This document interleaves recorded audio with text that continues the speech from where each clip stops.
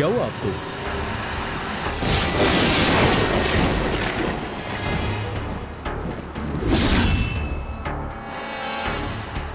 माँ, क्या बात है माँ? इतना डल क्यों लग रही हो?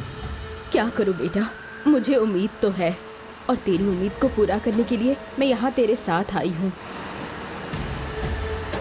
लेकिन इस गांव के करीब आते आते मेरा डर बढ़ता जा रहा है।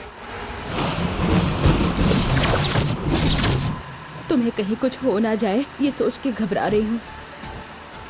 माँ, जानती हूँ तुम्हें अंधविश्वास लगता है ना? पर ऐसा तुम सोच सकते हो। हम यहाँ आए हैं, चाहे कितने भी पैसे खर्च हो जाए परवाह नहीं है। तू जैसा चाहता है बस वैसा होना चाहिए।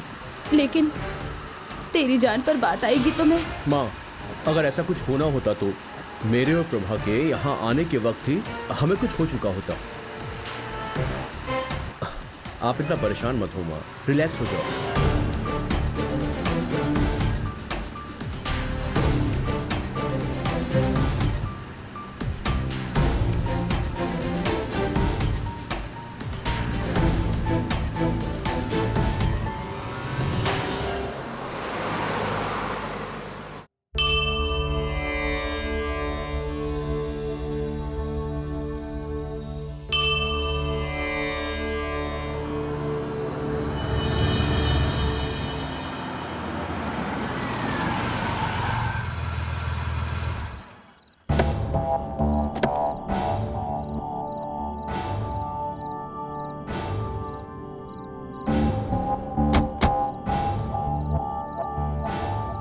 यही है माँ आश्रम।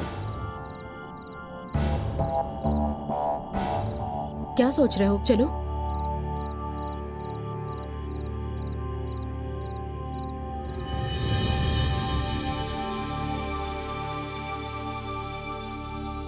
गुरुजी, अंदर आ सकते हैं क्या हम? हाँ, आ जाइए। हाँ, चलते हैं।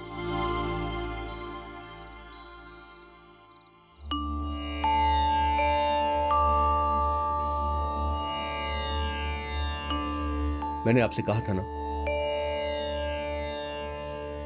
स्वामी जी, मैं शिवा, पहले भी यहां पर आया था मैं। मेरा नाम है शिवा। हम लोग चेन्नई से आए हैं। गंगा माँ के बारे में हमें कुछ जानना है।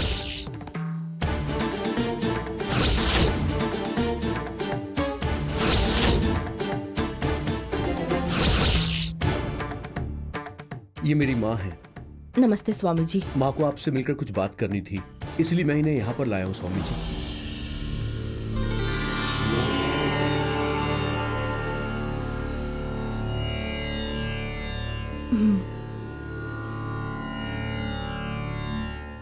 चलते हैं गुरुजी।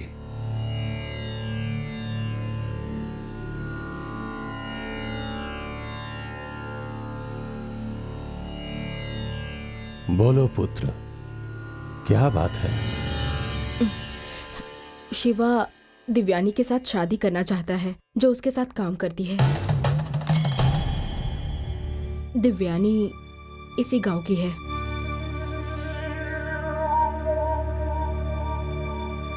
कनिकापुर के बारे में आप लोगों को पता है क्या? हाँ, जानती हूँ गुरुजी। बचपन में मैं यहाँ आई थी। शिवा को ये दिव्यानी ने ही बोला है। परंतु आपको अपने बच्चे को समझाना चाहिए और आप खुद ही उसके साथ चली आई।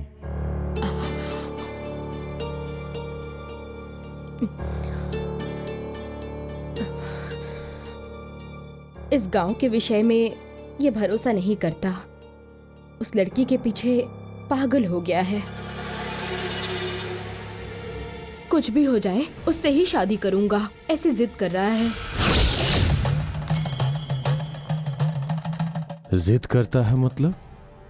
इसका परिणाम क्या होगा जानती हैं? जानती हूँ स्वामी जी, उसके लिए ही मैं इसके साथ यहाँ आई हूँ। पर चाहे जो भी हो, शादी तो एक पवित्र रिश्ता होता है ना।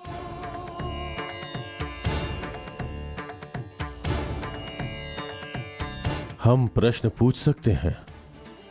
सब कुछ अंधविश्वास होता है ऐसा आपको लगता है, परंतु एक आशा होनी चाहिए। युगों युगों से इस गांव के लोग जो कष्ट उठा रहे हैं, अगर आप उन पे अविश्वास करेंगी तो वही कष्ट आपको भी झेलना पड़ेगा।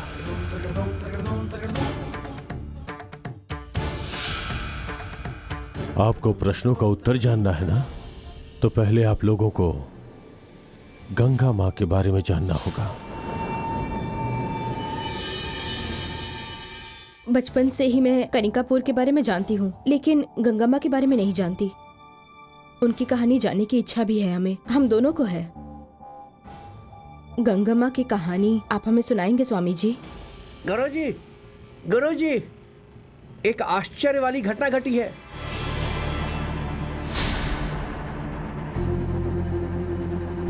गंगा माँ के क्रोध के कारण नागमाँ ने एक इंसान को डस लिया, उसकी मौत हो गई।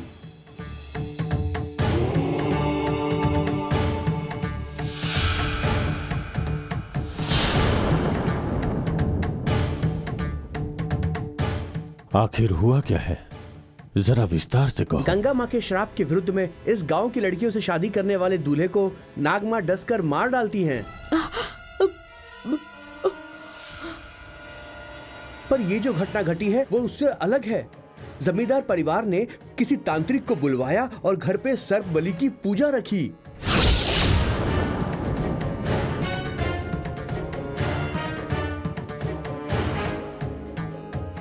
और उसके बाद जंगल के जितने भी सांप थे उन्हें उस तांत्रिक ने बुलवाया।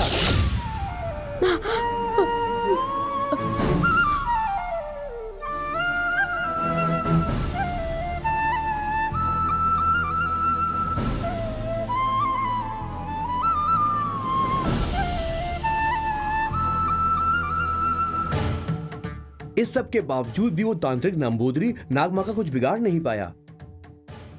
गुस्से में आकर नंबूदरी के शिष्य को नागमाँ ने डस लिया। गुरुजी,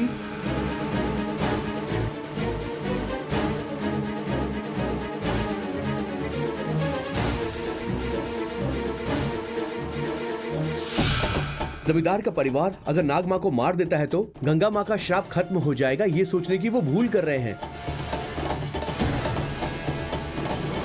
गंगा मां को शांत करने के लिए हम लोग कितना पूजा पाठ करते हैं। जब हमारे प्रयास विफल होते हैं तो कहीं और से आया हुआ वो नंबूदरी अपने मंत्र की शक्ति से उन्हें वश में कर सकता है क्या?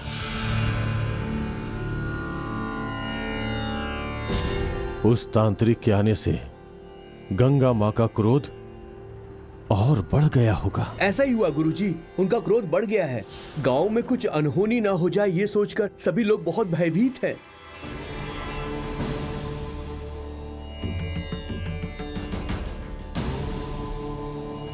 पहले उनके डर को निकालना होगा। सिर्फ वही नहीं, हमें गंगा मां को भी शांत करना होगा और बलि नहीं चढ़नी चाहिए। आप ये बात तुरंत पुजारी जी से कहकर टीले के मंदिर में पूजा करने के लिए कहिए। मैं यहां पूजा करता हूं। ठीक है गुरुजी, पूजा होने दीजिए। पूजा में दिव्यानी को आने के लिए कहिए। ठीक है गुरुजी, मैं चलता हूं अब। हाँ।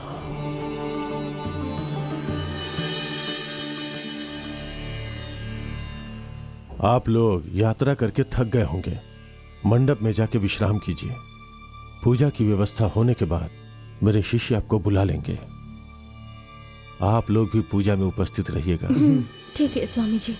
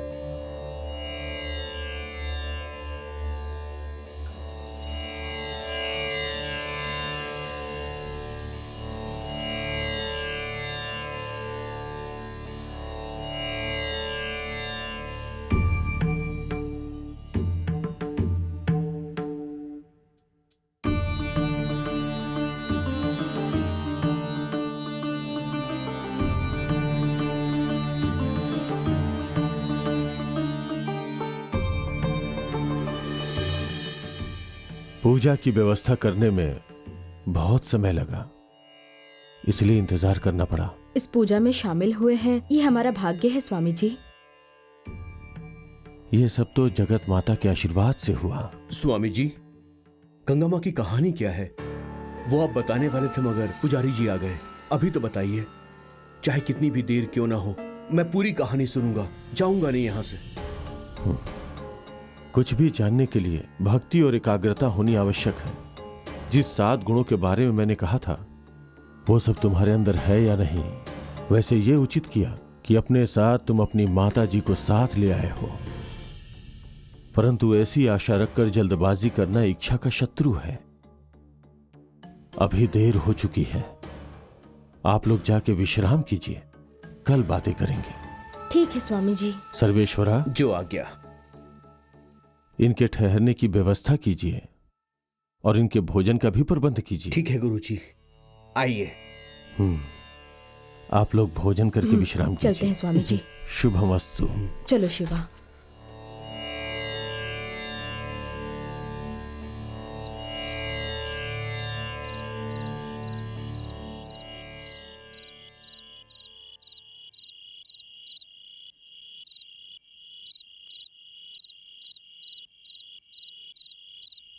माता जी, ये आपके रुकने का स्थान है, यहाँ पर सारी व्यवस्थाएं हैं। ठीक है। आप विश्राम कीजिए, मैं कुछ खाने का प्रबंध करता हूँ। ठीक है। ठीक है स्वामी जी। माँ, आप अंदर आराम करो, मैं थोड़ा घूम के आता हूँ। ए शिवा, क्या हुआ माँ? इस वक्त कहाँ जा रहा है तू? ऐसे ही बस जरा गांव घूमने के लिए। जहाँ देखो वहाँ अंधेरा है, क्या देखना है तुझे? नहीं माँ, ये आश्रम, ये झोपड़ी, गुरुजी और उनका शिष्य, मंत्र, भरोसा, पूजा, माँ ये सब मुझसे अब नहीं हो रहा है। ऐसे ही थोड़ा रिलैक्स करने के लिए बाहर जाना चाहता हूँ माँ। तुझे अकेले भेजने में डर लग रहा है बेटा। शुरू हो गया, यहाँ पर आते ही तुम्हें भी डर लगना शुरू हो गया। ए, स्वामी जी ने क्या कहा याद है ना? उन्होंने जो कहा उस पर कौन भरोसा करेगा माँ? भरोसा ना करना भी तो ठीक नहीं है। मेरी बात सुनो, इस गांव में बहुत सारी अफवाहें हैं माँ, और ये भी उनमें से एक है। मैं वॉक करके सीधा वापस आ जाऊंगा। ठीक है, जल्दी से जाओ और जल्दी से आ जाना। ये अपना गांव नहीं है, यहाँ कोई भी शैतानी करने की जरूरत नहीं है, ठीक है? संभल के जाना। ओके माँ, आप ज्यादा मेरा वेट मत करना, खाना खाकर सो जाना, ठीक है? शिवा, बाय। जल्दी आना। हाँ? आप अंदर जाओ।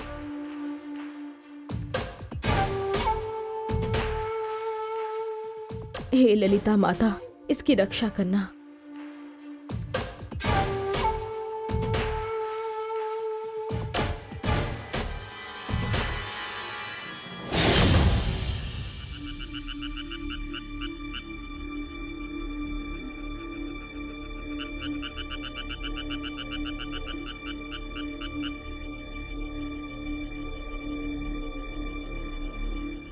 दिव्यानी,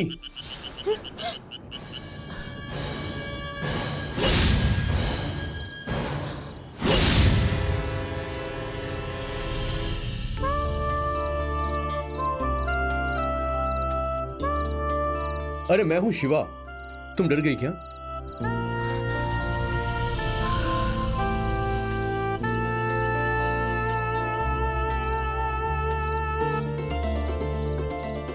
हाय दिव्यानी।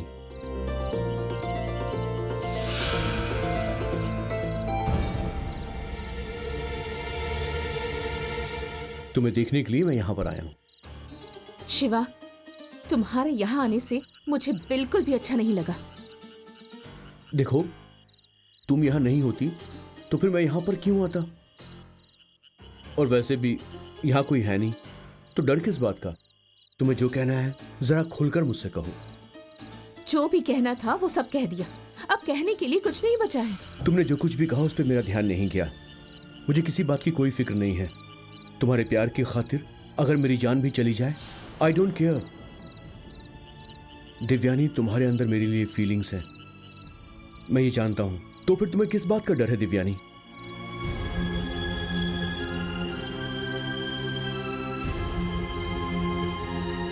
देखो, ये जो प्यार है ना, ये बहुत पवित्र बंधन है।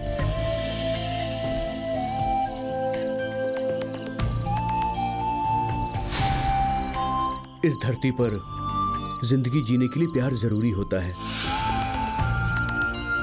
प्यार के बिना ये जिंदगी अधूरी है।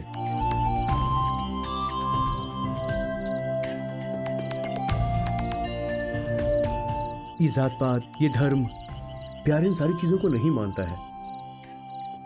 मैं जानता हूं तुम भी इन चीजों को नहीं मानती हो। प्यार में कोई ऊंच नीच नहीं होता है।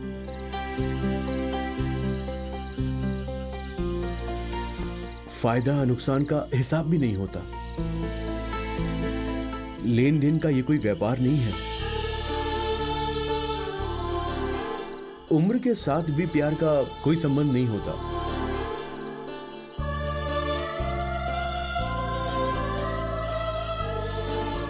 रंग, रूप, वासना, इन सब से भी नहीं। प्यार मन से होता है और डर प्यार को हरा नहीं सकता। प्यार करने वाले हमेशा जीतते हैं।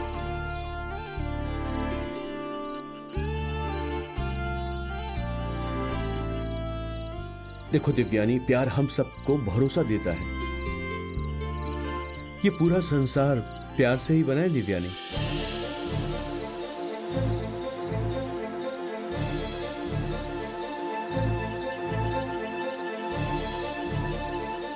प्यार ही एक शक्ति है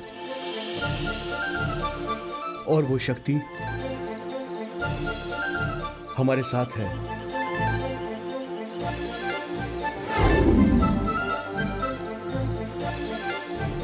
सच कहूं तो प्यार के बिना हम सब अधूरे हैं।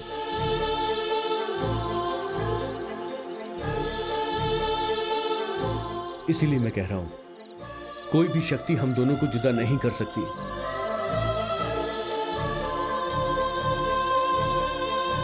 हम दोनों को शादी कर लेनी चाहिए दिव्यानी।